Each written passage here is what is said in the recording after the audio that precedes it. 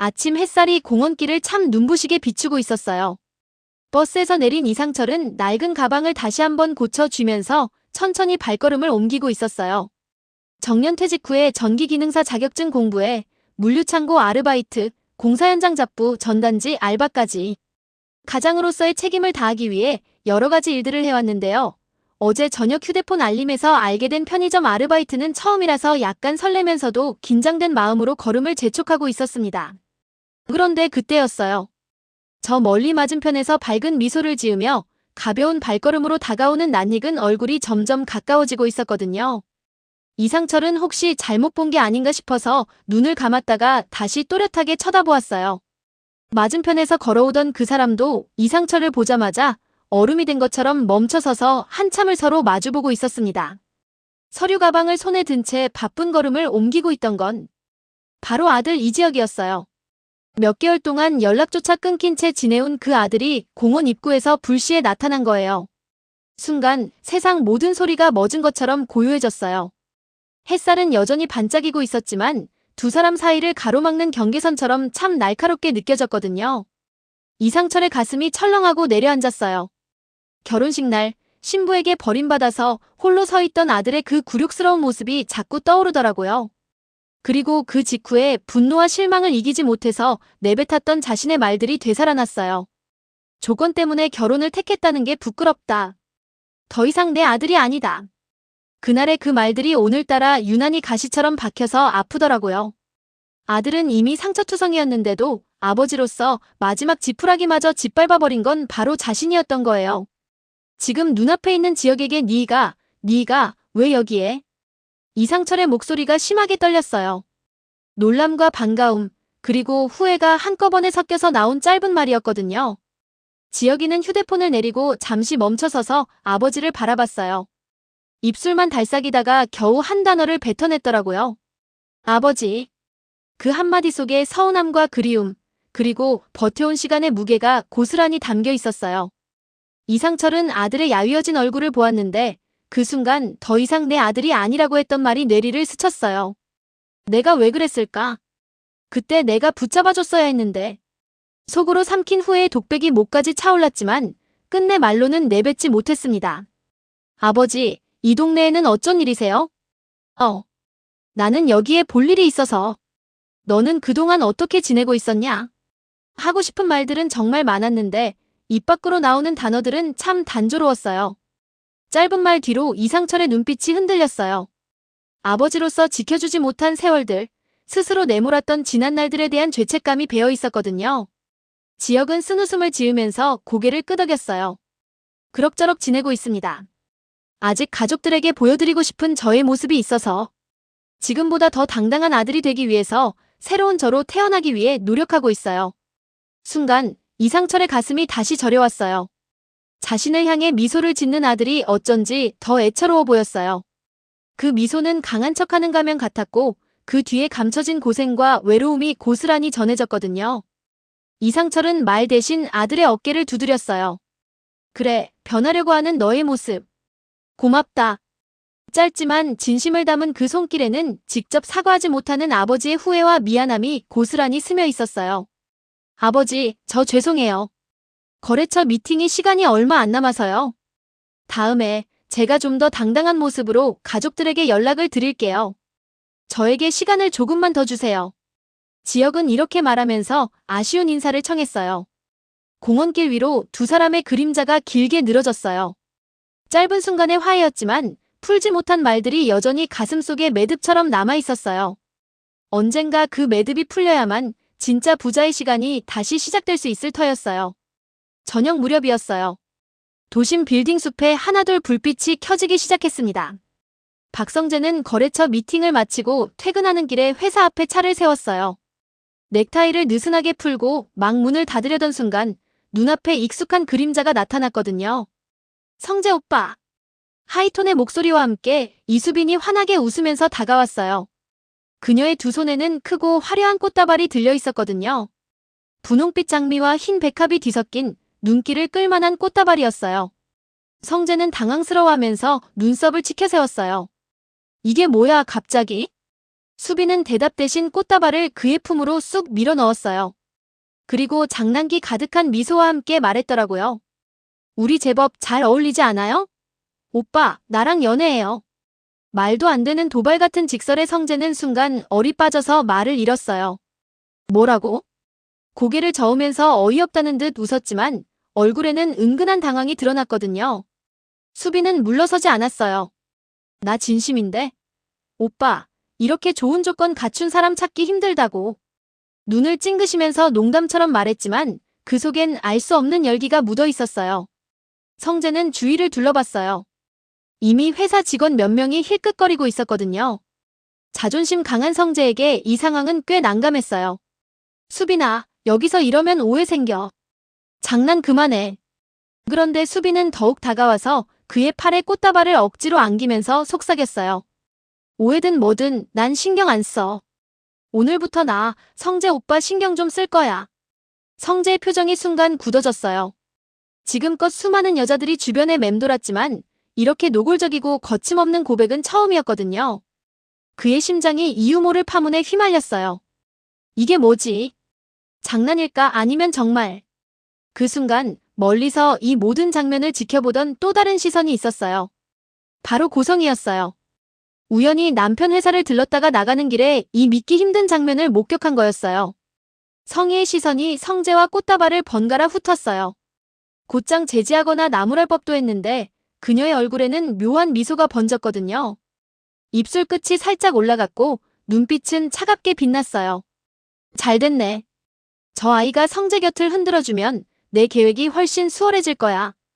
속으로는 은근한 쾌감을 느끼면서 마치 좋은 구경거리를 본 듯 발걸음을 늦췄어요. 겉모습은 평온한 사모님의 미소였지만 그 내면은 전혀 달랐어요. 박성재가 허튼 감정에 휘말려 무너지면 무너질수록 박진석의 눈에 나게 될 것이고 자신의 딸 박영라가 후계 구도에서 빛을 볼 기회가 커진다는 계산이 서 있었던 거예요. 고성이는 아무 일 없다는 듯 창문을 올리면서 속으로 중얼거렸어요. 그래. 성재야, 흔들려라. 네가 흔들려야 내가 더 단단해지지. 차 문이 닫히는 순간 그녀의 표정은 완전히 차갑게 굳어졌어요. 빌딩 불빛이 창문에 스치면서 반짝였고 그 미소는 이제 야망으로만 가득 차 있었거든요. 밤은 깊어가고 있었어요. 은호는 이불 속에서 눈을 감아보려 했지만 지강호의 차가운 말이 자꾸만 귓가를 때렸어요. 내가 친누나도 아닌데 왜 갑질했냐? 내가 다 가져갔잖아. 내 인생 다 망쳐놨잖아. 그 말을 떠올릴 때마다 가슴이 조여들었거든요. 차라리 방 안에 갇혀있는 게 더 답답해져서 결국 은호는 겉옷만 걸치고 집 밖으로 나왔어요. 밤 공기는 서늘했어요. 발길 닿는 대로 걷다 보니까 공원에 이르렀거든요. 가로등 불빛이 희미하게 드리운 벤치에 앉아서 두 손을 모으고 하늘을 올려다봤어요. 내가 뭘 잘못한 걸까? 조금만 더 참았더라면 강호도 떠나지 않았을까? 중얼거림은 허공으로 흩어졌고 은호의 눈가엔 금세 눈물이 맺혔어요. 그런데 그 순간 뒤쪽에서 웃음 섞인 목소리가 들려왔어요. 오, 여기 혼자 앉아있네. 은호가 고개를 돌리니까 동네에서 얼씬거리던 양아치 셋이 다가오고 있더라고요. 술 냄새를 풍기면서 비틀거리던 그들은 금세 은호를 둘러싸더니 비아냥거렸어요. 아가씨, 밤에 혼자 있으면 위험하다니까. 우리랑 놀자고. 가방 뭐야? 돈 있냐? 은호는 자리에서 일어나려 했지만 그들은 앞뒤를 가로막았어요. 전 그냥 집에 가려던 거예요. 길 좀 비켜주세요. 떨리는 목소리가 새어나왔거든요. 그런데 한 놈은 은호의 팔을 억지로 붙잡으려 했고 또 다른 놈은 벤치 위에 있던 가방을 발로 툭 차면서 비웃었어요. 이런 데서 혼자 앉아있으면 우리 같은 사람 만나는 거지. 재수 좋다 생각해. 은호는 필사적으로 몸을 빼내면서 소리쳤어요. 그만두세요. 제발. 하지만 오히려 그 반항이 놈들의 비위를 건드렸더라고요. 성깔 있네. 더 마음에 드는데? 비열한 웃음소리가 공원 안을 채웠어요. 바로 그때였어요. 낮고 단단한 목소리가 공원 입구에서 울려 퍼졌거든요. 너 뭐 하는 거야? 불량배들이 고개를 돌렸어요. 편의점 아르바이트를 끝내고 집으로 돌아가던 이상철이 공원 입구에 서 있었어요. 짙은 눈썹이 매섭게 치켜올라가 있었고 주름진 얼굴엔 분노가 가득했거든요. 한평생 가장으로 살아온 무게가 그의 목소리에 실려 있었어요. 놈들 중 하나가 퉁명스럽게 내뱉었어요. 당신은 뭐야? 상철은 주저하지 않고 앞으로 걸어 나갔어요. 나 얘 아빠야 왜? 짧고 굵은 한마디였어요. 순간 분위기가 달라졌거든요. 은호는 눈을 크게 뜨면서 상철을 바라봤어요. 혈연의 아버지는 아니었지만 그 말은 은호의 마음을 단번에 울렸어요. 그녀는 눈물이 핑 돌았거든요. 양아치들은 잠시 머뭇거리더니 비웃음을 흘렸어요. 아저씨, 괜히 정의의 사도인 척하지 마. 그냥 가던 길 가라고. 하지만 상철의 눈빛은 단단했어요. 내 딸 건드리는 순간 내가 가만히 있을 것 같아? 꺼져. 지금 당장. 말보다 눈빛이 먼저 압도했어요. 놈들은 결국 욕설을 중얼거리면서 뒷걸음질 쳤어요. 재수없네. 영감 덕분에 재미 다 망쳤잖아. 비아냥을 남기고는 골목 어둠 속으로 사라졌어요. 남겨진 공원은 다시 고요해졌어요. 은호는 그 자리에 주저앉아서 눈물을 쏟아냈어요. 상철은 다가와서 그녀의 어깨를 감싸면서 낮은 목소리로 말했어요. 괜찮아요? 무서웠지? 아니, 여기서 젊은 사장님을 또 만나네요. 그 한마디에 은호의 눈물이 왈칵 쏟아졌어요. 아, 저번에 공사 현장에서 배웠던 분이시네요. 너무 감사해요. 이상철은 은호를 잠시 바라보다가 한숨을 내쉬면서 말했어요. 아니에요, 괜찮아요. 이 시간에 혼자서. 위험하게 여기 있었어요? 이 따뜻한 한마디에 은호는 순간 가슴이 저릿해졌어요. 언제나 은호에게만큼은 한없이 다정했던 아버지의 모습, 마음 한켠 깊숙이 잊고 있던 아빠의 품이 떠오른 듯했어요. 다음 날 저녁, 카페의 불빛은 희미하게 깜빡이고 있었어요. 영업을 마친 뒤라서 손님은 없었지만 하루의 흔적이 곳곳에 남아있었거든요. 테이블 위에는 치워지지 않은 컵들이 놓여 있었고 계산대 옆 영수증은 바람결에 흔들렸어요. 그 한복판 왼쪽 창고 옆에 놓인 작은 책상에 은호가 앉아 있었어요. 노트북 화면은 켜져 있었지만 그녀의 눈은 글자를 읽고 있지 않았어요. 온통 복잡한 마음과 피곤이 뒤섞여서 화면 속 커서만 덩그러니 깜빡일 뿐이었거든요. 의자에 걸린 가방을 챙기던 오수정이 다가왔어요. 은호야. 짧게 부른 목소리에 은호는 화들짝 고개를 들었어요. 아직도 안 갔어? 벌써 11시야. 수정이 시계를 가리키면서 말하니까 은호는 억지로 웃었어요. 조금만 더 정리하면 돼. 내일 아침에 쌓여있으면 또 정신없잖아. 수정은 한숨을 쉬면서 책상 위에 손을 짚었어요. 야, 너 요즘 거울 봤어? 눈 밑에 다 그늘졌어. 내가 괜찮은 게 아니란 거 다 티나. 은호는 순간 아무 말도 못하고 눈을 피했어요. 하지만 수정은 은호의 눈빛에서 무언가를 읽어낸 듯 날카롭게 물었어요. 너 아직도 지역 선배 좋아하지? 그 말에 은호의 손가락이 덜컥 멈췄어요. 노트북 키보드를 두드리던 손이 공중에서 굳어버렸고 눈가가 일순 흔들렸거든요. 나도 잘 모르겠어. 그녀는 힘겹게 속내를 털어놓았어요. 좋아하는 건지 아니면 그냥 의지하는 건지. 근데 그 마음이 아직 남아있다는 게 더 괴로워. 수정은 잠시 은호를 똑바로 바라보다가 조용히 어깨에 손을 얹었어요. 마음을 속이려 하지 마라. 내 눈이 다 말하고 있어. 내가 솔직해지지 않으면 선배도 너도 다 상처받아. 은호는 눈을 감았어요. 말없이 눈물이 고여올랐거든요. 내가 무슨 생각으로 아직도 잊지 못한대. 동생 강호도 저렇게 돼버렸는데 그리고 난 가족을 지키지도 못했어. 목이 메인 목소리가 공기 중으로 흩어졌어요. 수정은 깊은 한숨을 내쉬면서 가방을 둘러맸어요. 됐어. 내가 더 뭐라 해도 지금 내 마음이 정리되진 않겠지. 하지만 기억해. 널 지켜보고 있는 사람은 너 혼자가 아니야. 그리고는 현관문 쪽으로 걸어가면서 덧붙였어요. 제발 내일은 일찍 들어가. 부탁 좀 할게. 덜컥 문이 닫히자 카페 안은 정적에 잠겼어요. 남겨진 은호는 의자에 몸을 파묻은 채 숨을 내쉬었어요. 손으로 얼굴을 감싸면서 흐느낌을 삼켰거든요. 그때 창고 문이 삐걱 열리더니 지혁이 걸어 나왔어요. 작업복 차림의 그는 손에 설계 도면을 들고 있었지만 은호의 어깨가 들썩이는 걸 보자 발걸음을 멈췄어요. 아직 퇴근 안 했어? 낮고 굵은 목소리가 조심스럽게 울려 퍼졌어요. 은호는 급히 눈가를 닦았지만 붉어진 눈동자를 숨길 수 없었어요. 조금만 정리하면 돼요. 곧 갈 거예요. 지혁은 도면을 내려놓고 은호 곁으로 다가왔어요. 은호야, 너 힘든 거 다 보여. 그런데 왜 계속 괜찮다고만 해? 은호는 고개를 떨군 채 입술을 깨물었어요. 저는 아직 누구도 받아들일 준비가 안 됐어요. 동생도 그렇고 가족 문제도 그렇고 다 제 탓 같아서요. 목소리가 점점 떨리더니 결국 눈물이 흘러내렸어요. 지혁은 순간 망설이다가 조심스럽게 그녀의 손등 위에 자신의 손을 포개 올렸어요. 괜찮아. 아무 말 안 해도 돼. 그냥 내 옆에 있을게. 은호는 눈을 감은 채 속마음을 흘리듯 말했어요. 선배, 요즘은 내가 너무 초라해서. 무너진 내 모습이 너무 싫어서요. 지혁은 고개를 단호히 저으면서 은호를 똑바로 바라봤어요. 사랑은 말로 하는 게 아니에요. 감정만으로도 되는 게 아니고. 진짜 사랑은 결국 행동으로 드러나는 거야. 그래서 난 네 옆을 지킬게. 내가 무너져도 주저앉아도 다른 사람 다 돌아서도 나는 떠나지 않을 거야. 그게 내가 널 사랑한다는 증거니까. 너한테 잘해달라는 말, 힘내라는 말.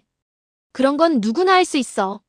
하지만 내가 힘든 순간을 같이 버텨주는 건, 행동으로 보여주는 건 나밖에 없어. 나는 그걸로 내 마음을 말할 거야. 너한테 필요한 게 위로든, 기댈 수 있는 어깨든, 그냥 옆에서 묵묵히 같이 있어주는 거든. 나는 끝까지 그 자리에 있을 거야. 사랑은 결국 태도로 증명하는 거니까요. 그 말은 단순한 위로가 아니었어요. 오랫동안 묵혀온 진심, 은호를 향한 약속 같은 고백이었거든요. 은호는 심장이 철렁 내려앉는 걸 느꼈어요. 눈물이 주르르 흘러내렸지만 이번엔 외면하지 않았어요.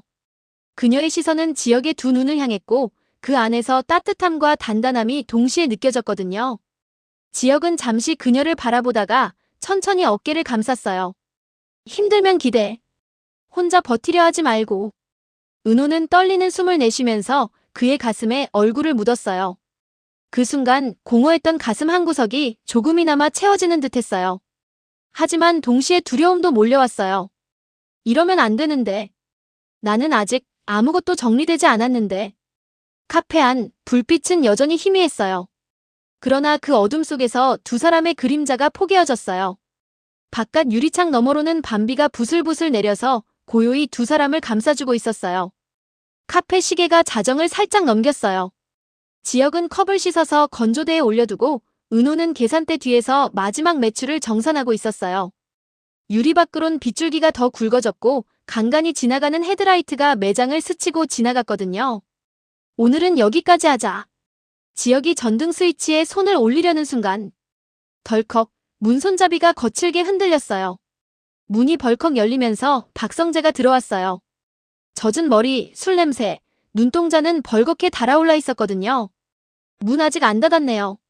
성재가 비웃듯 말하더니 지혁과 은호를 번갈아 봤어요. 둘이 이 시간까지? 은호가 급히 나섰어요. 본부장님 늦었어요. 오늘은 좀. 은호 후배는 왜 나만 보면 도망치려 해요? 성재가 말을 잘랐어요. 그는 휘청이면서 한 발 다가섰어요. 지혁이 옆에선 웃고 나한텐 자꾸 선을 긋죠. 왜? 숨을 고르고 낮게 쥐어짜듯 덧붙였어요. 나, 널 좋아해. 지혁이보다 내가 널 더 좋아한다고. 정적이 흘렀어요. 빗소리만 커졌거든요. 지혁의 표정이 굳었어요. 성재야, 너무 취했다. 내일 얘기하자. 내일? 난 오늘이야. 성재가 씁쓸하게 웃었어요. 오늘이 아니면 영원히 못 말할 것 같아서 왔어. 그의 시선이 은호로 꽂혔어요. 나한테 기대도 돼요. 지금 너한테 필요한 사람은 바로 나라고. 말과 함께 성재의 손이 은호 쪽으로 뻗었어요. 지혁이 한 걸음 앞으로 나섰어요. 그 손. 거기까지다. 둘의 시선이 번개처럼 맞부딪혔어요. 공기가 무겁게 가라앉았거든요. 은호가 떨리는 목소리로 말했어요. 본부장님, 전 지금 누구 마음도 받을 수 없어요. 제 문제부터 정리해야 해요. 아니에요. 성재가 고개를 세차게 저었어요. 그건 핑계예요. 내 눈, 벌써 대답했어. 그는 어딘가 절박했어요. 나 아버지한테 하루 종일 윽박만 듣고 살았어. 넌 아무것도 아니다, 이빨 빠진 호랑이. 근데 너만은 나를 사람처럼 봐줬잖아요. 지혁의 주먹이 천천히 말려 들어갔다가 펴졌어요. 동정이라도 사랑으로 바꾸려는 순간 모두 망가진다. 성재가 비웃었어요. 영웅 놀이 좀 그만해라. 멀찍이 서서 태도로 증명한다는 그 말, 듣기엔 멋있어. 근데 현실은 옆에 붙어서 잡아주는 사람이 이기는 거라고. 지혁이 한 발 더 다가섰어요. 사랑은 붙드는 힘이 아니라 멈추는 힘이야. 상대가 무너질 때 더 밀지 않는 힘. 순간 성재가 감정에 치켜올라서 지혁의 어깨를 밀쳤어요. 의자 다리가 끽 소리를 냈거든요. 은호가 놀라서 사이에 손을 내밀었어요. 그만해요. 하지만 두 남자의 숨은 이미 거칠게 엉켜 있었어요. 지혁의 목소리가 낮아졌어요. 박성재, 이건 너와 나 문제 이전에 은호 문제야. 지금 은호는 힘들다. 선택을 재촉하지 마라. 성재의 눈동자가 흔들렸어요. 그러나 곧 다시 굳어졌거든요. 그래요. 그래서 물을게요. 은호 후배. 그가 천천히 그러나 단호하게 물었어요. 지금 내 옆에 있어야 할 사람 누구예요? 나예요? 지혁이에요? 카페 안의 모든 소리가 멎었어요. 빗방울이 유리창을 두드리는 소리만 또렷했거든요. 은호의 가슴이 세차게 들썩였어요. 숨은 얕아지고 눈가가 번졌어요. 저는 은호가 입술을 깨물었어요. 지금 누구도 못 고르겠어요. 그녀의 눈물이 뚝 떨어졌어요. 죄송해요. 둘 다. 미안해요. 말이 끝나자마자 은호는 계산대 안쪽의 스태프문으로 몸을 돌렸어요. 그만하세요. 제발 오늘은. 그만요. 그녀는 우산도 없이 문을 열고 빗속으로 뛰어나갔어요. 잠깐의 텅 빈 숨이 흘렀어요. 지혁이 뒤를 쫓으려 하자 성재가 앞을 가로막았어요. 비켜. 오늘은 내가 끝을 봐야 해. 지혁이 고개를 저었어요. 오늘은 은호를 그냥 두자. 우리가 이럴수록 은호를 더 다치게 할 뿐이야. 두 남자의 어깨가 빗소리 속에서 마주 섰어요. 성재의 어금니가 부서질 듯 악물렸어요. 넌 늘 이렇게 멋있지. 그런데도 네가 그녀를 구할 수 있을까? 그의 목소리는 낮고 떨렸지만 끝에선 도끼가 비쳤어요. 난 포기 안 해. 지혁의 대답은 짧았어요. 나도. 은호는 빗속을 헤치면서 골목 모퉁이로 달려갔어요.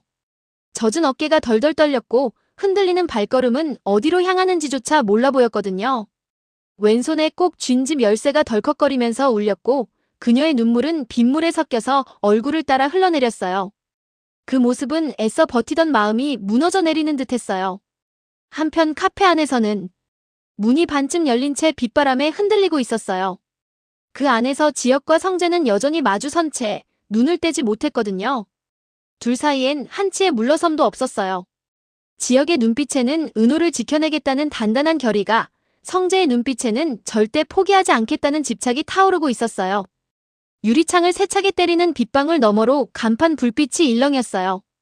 바깥 세상은 어둡고 거칠었지만 카페 안의 공기는 더 팽팽했거든요.